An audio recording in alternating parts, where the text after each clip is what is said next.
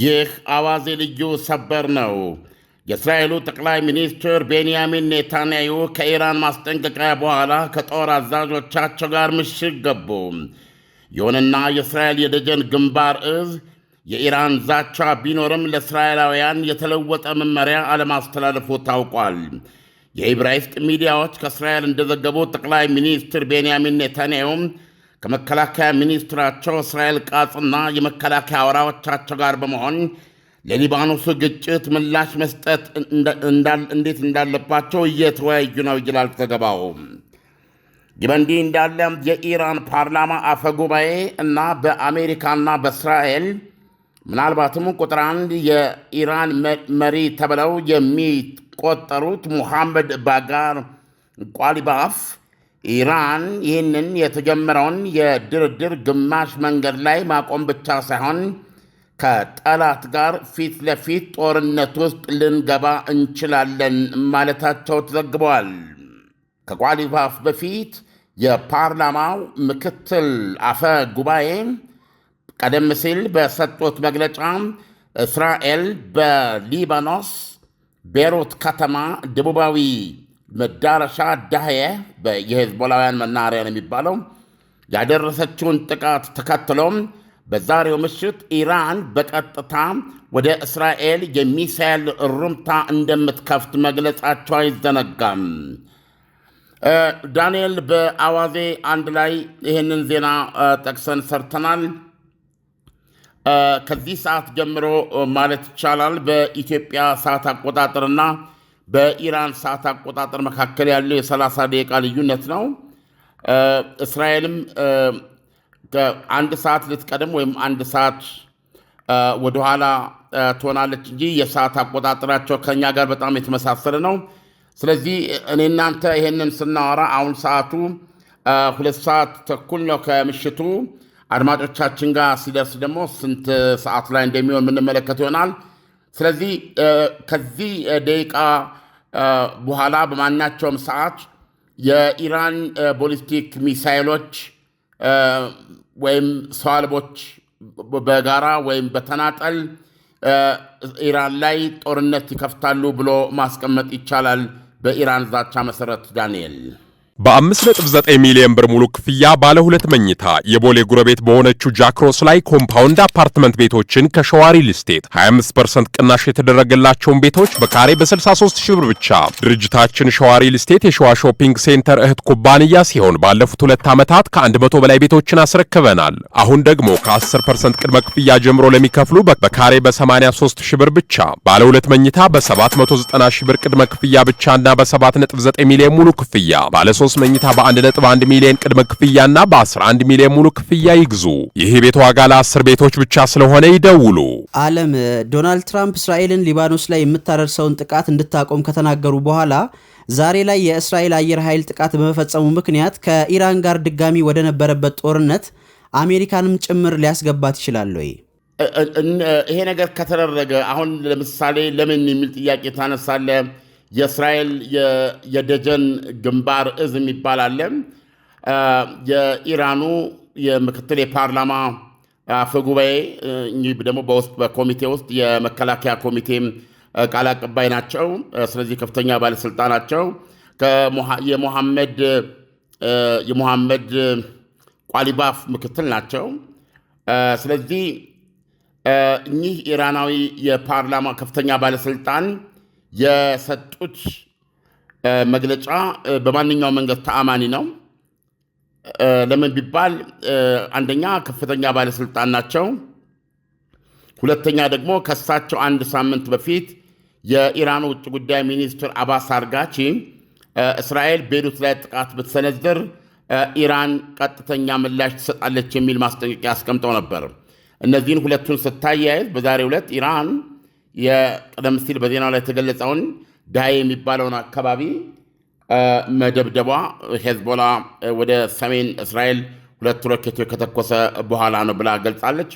ስለዚህ ተኩስ አቁሙን ቢያንስ ዶናልድ ትራምፕ ጣልቃ በመግባት እስራኤል ቤይሩትን እንዳታጠቃ ሄዝቦላ ደግሞ ወደ እስራኤል እንዳይተኩስ አስማምተዋቸው ነበረ። አሁን እስራኤል እንዳቀረበችው ዛሬ ከሰዓት ወይ ረፋዱ ላይ ሄዝቦላ 2 ሮኬቶች ወደ ሰሜን እስራኤል ተኩሶ ነበረ። እሱን ካከሸፈች በኋላ እስራኤል በጦር ጀቶቿ የቤሩት ከተማን ቦታ ደብድባለች ማለት ነው።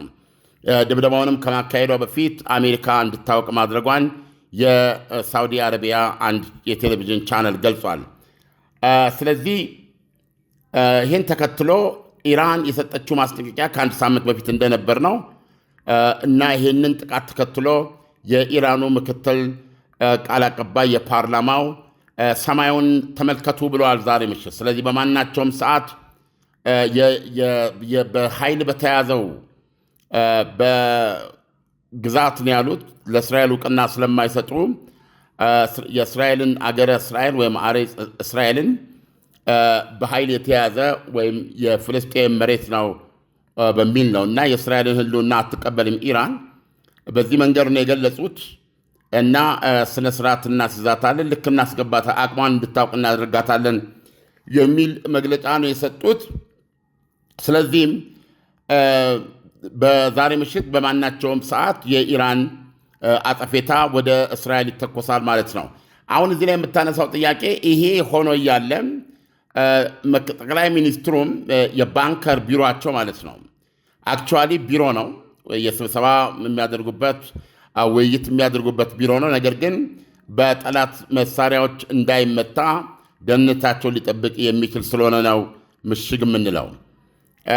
እዛ ውስጥ ነው ውይይቱ የሚደረግበት ምክንያት ይሄ ነው። ነገር ግን የእስራኤል የደጀኑ እዝ ለዜጎች የኢራን ተኩስ ሊደረግ በሚችልበት ሁኔታ ሲፈጠር ሁሉም ወደ ምንድነው ወደ ቦምብ መጠለያ ቀርቦ እንዲቀመጥ ነው የሚያደርጉት። የሚደረጉ የስራም የንግድም ማናቸውም እንቅስቃሴዎች ሰው እንዲታቀብ ውጪ በርከት ብሎ እንዳይገኝ የመሳሰለ የጥንቃቄ መመሪያዎች በማውረድ ነው የሚታወቀውና የኢራን ይህ የደጀን ኃይል የደጀን እዝ ይህን ትእዛዝ አለማስተላለፉ ምናልባት እስራኤል ከኢራን በተሰነዘረው ዛቻ ይህን ያህል ወይም እንዲህ ነው አላመነችበት የሆነው የሚል ነገር ነው አይደል ሊያስነሳ የሚችለው። እንደዛ አይነት አመለካከት ያጭርባል። ነገር ግን በዋናው ሙሐመድ ቋሊባፍ ደግሞ እንደሰማኸው ይህንን የተጀመረው ድርድር ቶታሊ አቋርጠው ጠላትን ፊት ለፊት ወደ መፋለም እንደሚሄዱ መግለጻቸውን ደምረ ስትመለከት በዛሬው ዕለት መጠኑ፣ አይነቱ፣ ይዘቱ ምንም ይሁን ኢራን እስራኤል ለመተኮሷን በእርግጠኛነት መናገር ይቻላል። እንግዲህ እስራኤል ይህንን የኢራንን ተኩስ በምን ደረጃ ልትይዘው እንዳሰበች ማወቅ አይቻልም። ለምሳሌ ይሄ የአንድ ጊዜ ለምሳሌ ቤሩት ስለተመታ በሚል ላይ የተወሰነ ሚሳኤል ኢራን ብተኩስ ምናልባት ለዛ ደግሞ መቀጣጫ መሳ የሆነ ጥቃት እስራኤል አድርጋ በዛው ሊቀዘቀዝ የሚችል አይነት አያያዝ ሊሆን ይችላል። አናውቅም ዳንኤል።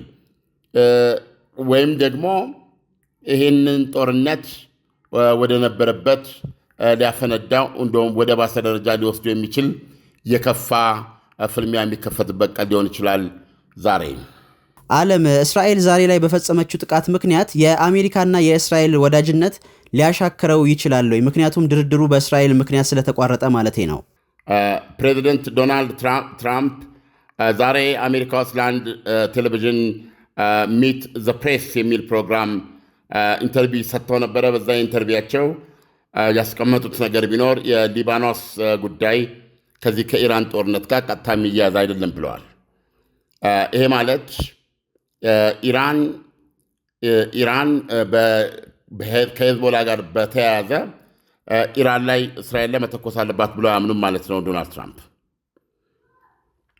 ስለዚህ በሁለተኛ ደረጃ ደግሞ ቤሩት እንዳይመታ አንተም እንደምታስታውሰው ከጠቅላይ ሚኒስትር ቤንያሚን ኔታንያሁ ጋር በኃይለ ቃል የተሞላ ስልክ ልውውጥ ያደረጉበት ነው እና በዛ ንግግር አማካኝነት ጠቅላይ ሚኒስትር ኔታንያሁ ቤሩት ላይ የተመረጡ የሄዝቦላን ይዞታዎች ለመደብደብ ይዘው የነበሩትን እቅድ እንዲሰርዙ አስደርገዋል እና በዛው ትንፋሻቸው ደግሞ ከሄዝቦላ ከሚያገኝ ተወካይ ጋር በመነጋገር ሄዝቦላም ወደ እስራኤል እንዳይተኩስ ቃል ኪዳን ማግኘት ስለቻሉ የተኩስ አቁሙ በዚህ መልኩ ተከብሯል። ልብ አድርግ፣ እስራኤል ወደ ሊባኖስ የምታደርገው ጥቃት ወይም ሄዝቦላ በእስራኤል ሊባኖስ በሚገኙ በእስራኤል ኃይሎች ላይ የሚያደርገው ጥቃትን አይደለም ያቆመው።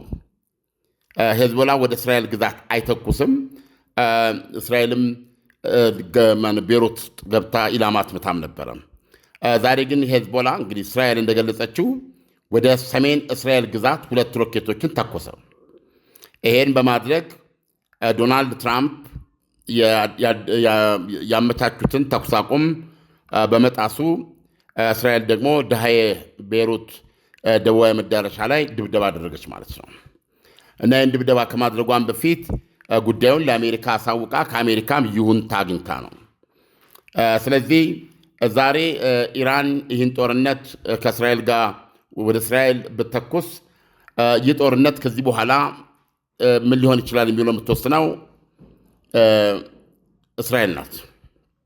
ምክንያቱም ኢራን እስራኤል ላይ ከተኮሰች እስራኤል በሁለት ነገር ማሰብ ትችላለች። አንድ ተመጣጣኝ ምላሽ ብቻ ሰጥቶ ነገሩ በዛው እንዲቀዛቀዝ እድል መስጠት ይሆናል። ሁለተኛው ግን ይሄን አጋጣሚ ተጠቅሞ ይሄ ጦርነት ቢያንስ በእስራኤል በኩል ወደ እልባት ሊያደርሰው ይችላል የምትለውን ጥቃት ማካሄድ ነው።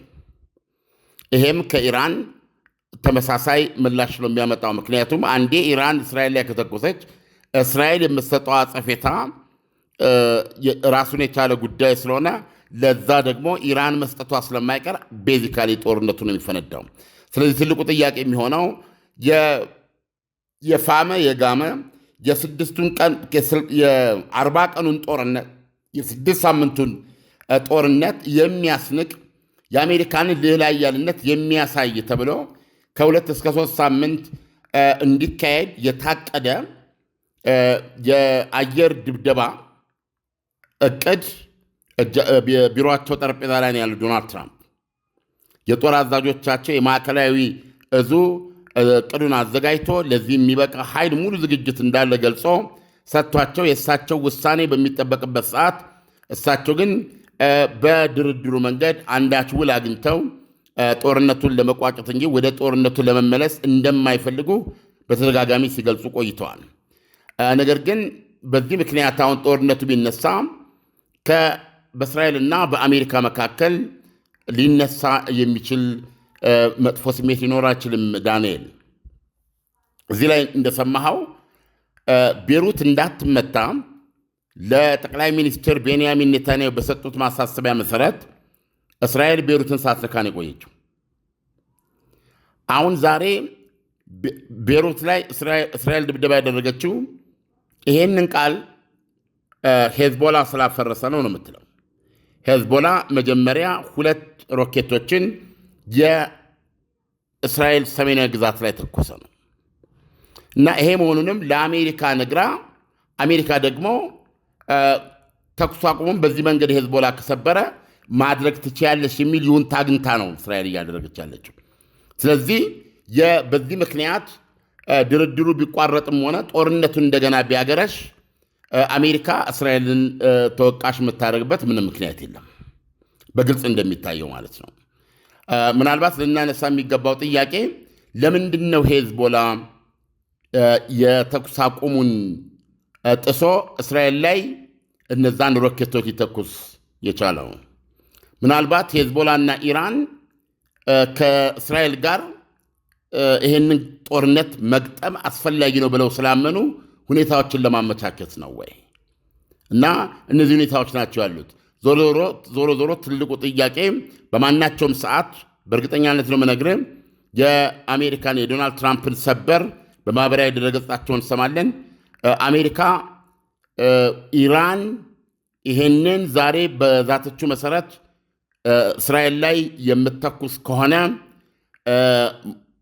የኔን ግምት ከሆነ የምትጠይቀኝ ሞስት ላይክሊ ዶናልድ ትራምፕ ጦርነቱን የሚቀላቀሉት። ዓለም ኢራን የአጸፋ ምላሽ ከሰጠች በኋላ እስራኤል ጦርነቱን ልትጀምረው ትችላለች ወይስ ምንም ምላሽ ባለመስጠት ጦርነቱ እንዳይባባስ ልታደርግ ትችላለች የሚለውን ብትነግረን። እስራኤል ፕሪኤምፕቲቭ እስራኤል የኢራንን ጥቃት ሳትጠብቅ ቀድማ ማጥቃትም ትችላለች። ምክንያቱም ኢራን ዛሬ የሚሳኤል እንደምትተኩስ እስራኤል ላይ የገለጹት ሰው ክሬዲብል የሆኑ በፓርላማ ውስጥ የወታደራዊ ኮሚቴ ወካይ ምንድነው ሊቀመንበር የሆኑ የፓርላማው የቋሊባፍ ምክትል ናቸው ሰውየው። ከዚህ ቀደምም እንደውም በጣም አክራሪ ወይም ኃይለኛ የሚባሉ ናቸው።